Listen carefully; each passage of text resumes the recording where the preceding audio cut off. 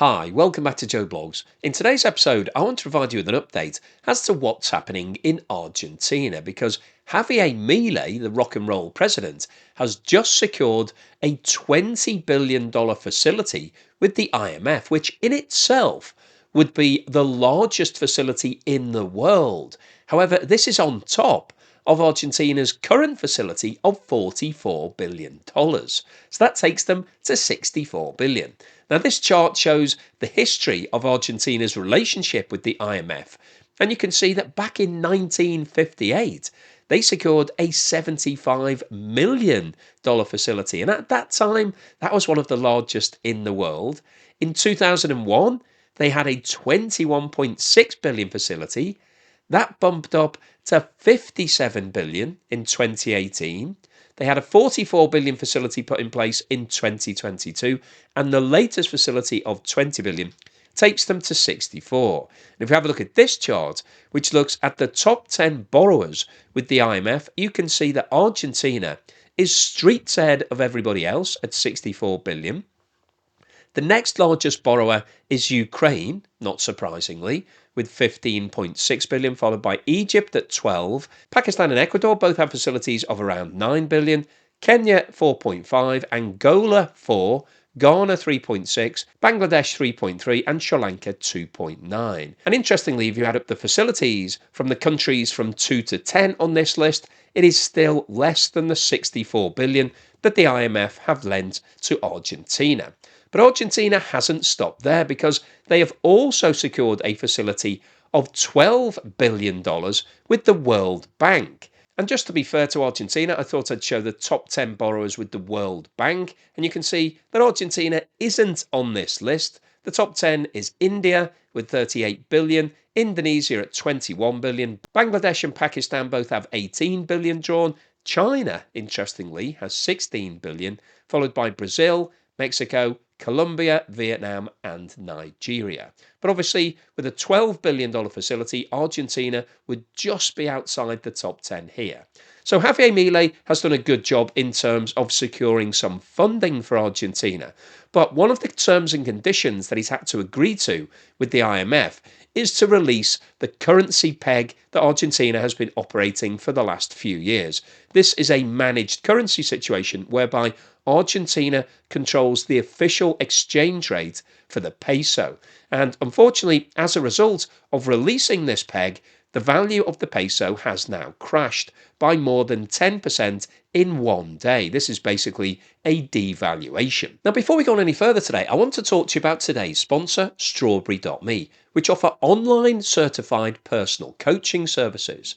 Now, if you're anything like me, you're probably too busy just cracking on getting things done to be thinking about medium and long-term goals. However, you're the most important project in your life, and investing in you is the best investment that you can ever make. Now, I've been using Colleen from Strawberry.me as my personal coach, and she's really helped me to think about what I want to achieve over the next 3 months, the next 12 months, and the next 5 years. And what's great about personal coaching is that this isn't therapy. We're not talking about what's happened in the past. We're looking forward. And personal coaches are only interested in helping you to develop. So there isn't an agenda. It's not talking to your boss at work and worrying about whether it's going to affect your appraisal or your promotion. This is just about helping you to achieve your goals in a much better way. And Strawberry.me are offering Joe Blogs viewers a $50 discount on your first meeting. So what have you got to lose? Basically nothing. You should give it a try. I've been doing it and I've really benefited from it. So I would definitely encourage you to think about doing it. So why not go to strawberry.me/Joe Blogs to get your discount, or click in the link below. Argentina sealed a $20 billion deal with the International Monetary Fund on Friday and dismantled key parts of its years-long currency controls, loosening its grip on the peso. The IMF will disburse $12 billion by next Tuesday, while the other $2 billion will be available in June. The South American nation's central bank announced it would undo a fixed currency peg from Monday. That will let the peso fluctuate freely. Companies from this year will also be able to repatriate profits out of the country, That's been a key demand from businesses that could unlock more investment. President Javier Milei addressed the nation in a televised speech on Friday. He stated that Argentina was in a better position to withstand external turbulences. However, the IMF staff report on the deal warned the downside risks remain elevated. It says the programme could be challenged by rising global trade tensions and at home by the volatility from the upcoming electoral cycle and fragile social conditions. Argentina needs the financial firepower to bolster depleted foreign currency reserves that are in the red on a net basis and have been falling in recent weeks. It's amid sticky inflation and a country risk index that's starting to rise again. So let's talk about exactly what's going on with the peso and what the implications of this are going to be for the Argentine economy. This chart shows the movement in the value of the peso over the past 12 months. And as you can see, we've got a vertical section right on the last part of this graph. And that basically represents the movement on the day after the cap was released, the peg on the currency in Argentina. And you can see that there was a devaluation there of around 10%. And if we expand the scale of this chart to show what's been happening over the past 5 years, you can see that this is actually the second devaluation that's taken place since Javier Milei took over. When he became the president at the end of 2023, he immediately announced that he was going to release the controls on the currency. And you can see that at the start of 2024, we had this really severe movement in the currency, and we've now got a second one. So the value of the peso is now falling. We have a look at this chart, which shows the movement in the peso. It is actually the opposite way around. So on the previous chart, I was showing the US dollar against the peso. This is the peso against the US dollar, but basically same sort of scenario. So you can see that there's been the two drops in the value of the peso. The first one in December 23, and then the second one just recently.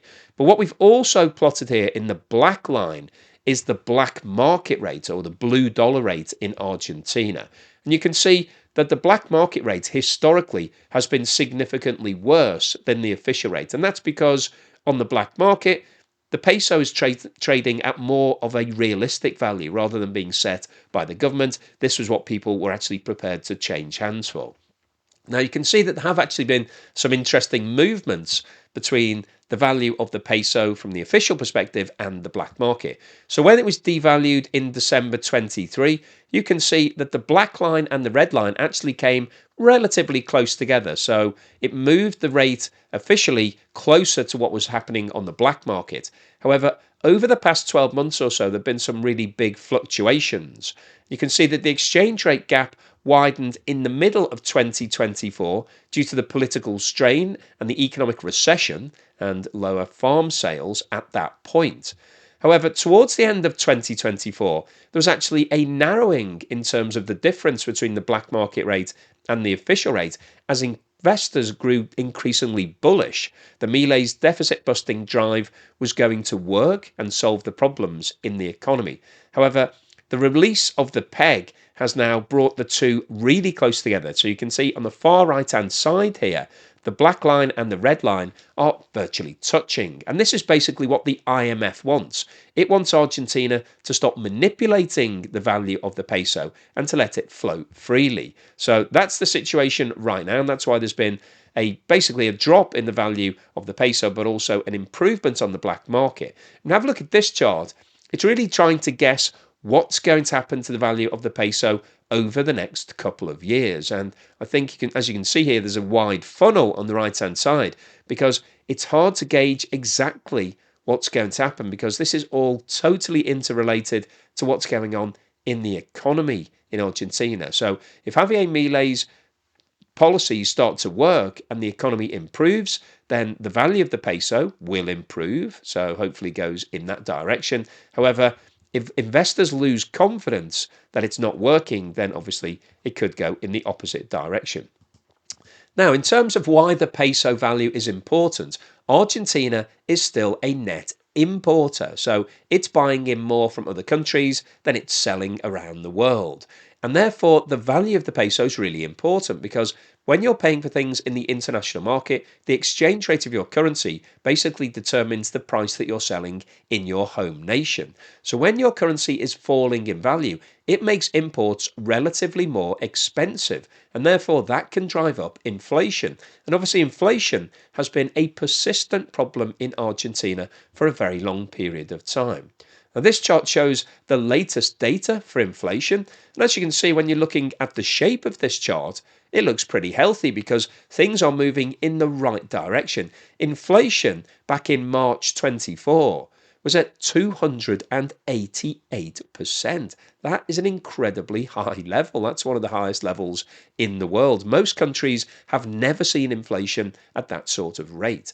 However, over the last 12 months, there has been a gradual reduction in inflation, and the latest data for March shows that it's now sitting at 55.9%, which in itself is still an incredibly high rate, but obviously it's all relative, so things relatively are getting better. And if we look at this chart, which compares the current rate of inflation in Argentina to the rest of the G20, which are notionally the 20 largest economies in the world, you can see that Argentina still has by far the highest rate.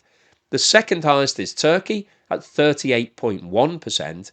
We've then got Russia at 10.3%, and then all of the rest of the G20 are in single figures. So Argentina still stands alone in terms of being out of control in terms of inflation. However, if we look at the world situation, Argentina is no longer at number one. South Sudan has got that spot with inflation of 113%. But one thing to note here is that last time that we got any reliable data out of South Sudan was actually October 24. So we don't know what's happening right now. It's likely that inflation is probably higher than that right now. Zimbabwe comes in at number 2 with 57.5%, so only just above Argentina. But once again, this data is quite out of date because the last time we got an update was April 24, which is almost 12 months ago. So Argentina comes in at number 3, followed by Syria, Burundi, Turkey, Iran, Malawi, and Myanmar. So you can see that there is still a major problem in Argentina because it's got one of the highest levels of inflation in the world. But as we said, it has been coming down. However, with the new peso adjustment, there is going to be pressure on inflation. And if we look at what's been happening month on month, so this is basically looking at the movement in prices from one month to the next, you can see that back in March 24, monthly prices were increasing by 11%. And if you annualize that, that will give you inflation of over 100%.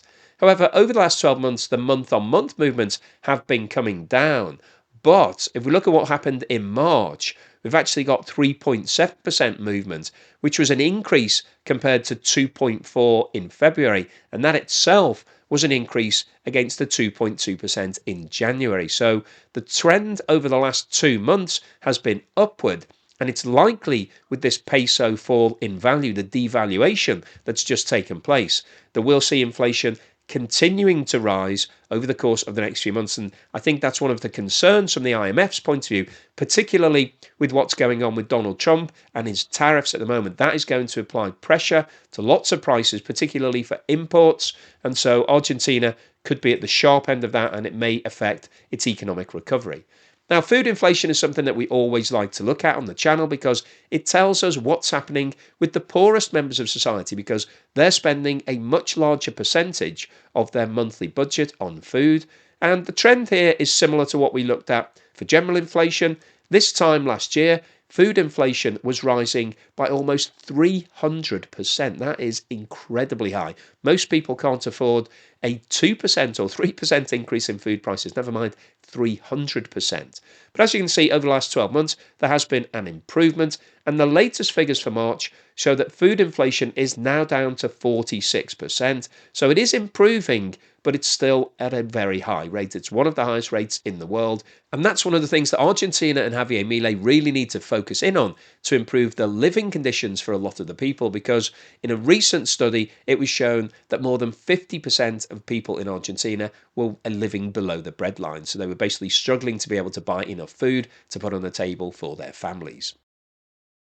So what's the summary and conclusion today? Well, I wanted to post this video because we've been following what's been happening in Argentina for the past few years, and Javier Milei came in a blaze of glory at the end of 2023, saying that he was going to do things differently. Now, he has done that. He's introduced a lot of austerity, so he closed down a lot of expensive governmental departments, and he's also reduced the amount of things that Argentina is importing to try to get the balance of trade sorted out. So there are some movements that are going in the right direction. However, a lot of people in Argentina are complaining that he's been too severe, that the austerity is too hard.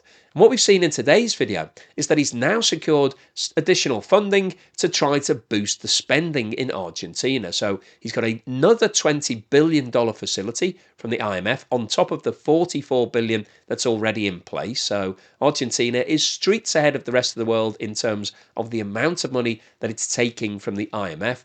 And in addition to that, he's also agreed a $12 billion facility with the World Bank. So Argentina is currently cash rich. It's going to have lots of money to be able to invest into the economy, to build some infrastructure, and to try to get things sorted out. So this really is Javier Milei's opportunity to put things onto an even keel, to get the economy in Argentina back up and running. But as with anything with the IMF, there is always a price to pay. And what they wanted is Argentina to scrap its managed currency arrangements and move to a floating rate. And so Javier Milei has agreed to do that. And what we've seen is basically a devaluation of the peso. It's fallen by more than 11% in one day. So we've had a reset in terms of what the currency is worth. It's now very close to the black market rate. So that's basically where the world wants it to trade. But the big issue from Argentina's point of view is that if it doesn't improve its economy, if things don't start to get better, then the peso will continue to fall in value. And if they're not managing the currency, then obviously the government can't do anything about that. And that could prove to be a real problem because, as I mentioned earlier, Argentina is still a net importer. It's buying more from the rest of the world than it's selling. And so the value of the peso is critical to inflation and prices. And if the peso does start falling in value again, then that will push up prices, which will push up inflation, which will make it more difficult for the people in Argentina because a lot of people are living on the breadline at the moment and they can't afford any further increases in food prices. So we're at a real tipping point here in terms of what's going to happen. Javier Milei has done a good job in terms of trying to sort things out so far, and he's now got lots of cash to be able to do all of the things that he wanted to. He needs to make sure that he deploys that cash correctly and that things start improving. So I'll keep you posted on any further news and developments. But hopefully you've enjoyed today's video. You found it useful, informative and thought-provoking. If you've liked what I've said, then please give me a thumbs up. Thank you for watching this video through to the end. And also thank you to everyone that's supporting me. If you bought me a coffee or sent me a YouTube super thanks, thank you so much for that. Really appreciate it. If you're a long-term supporter, either through Patreon or buy me a coffee membership or YouTube membership, thank you so much for that support. Really does keep me going. And here's something to put a smile on your face.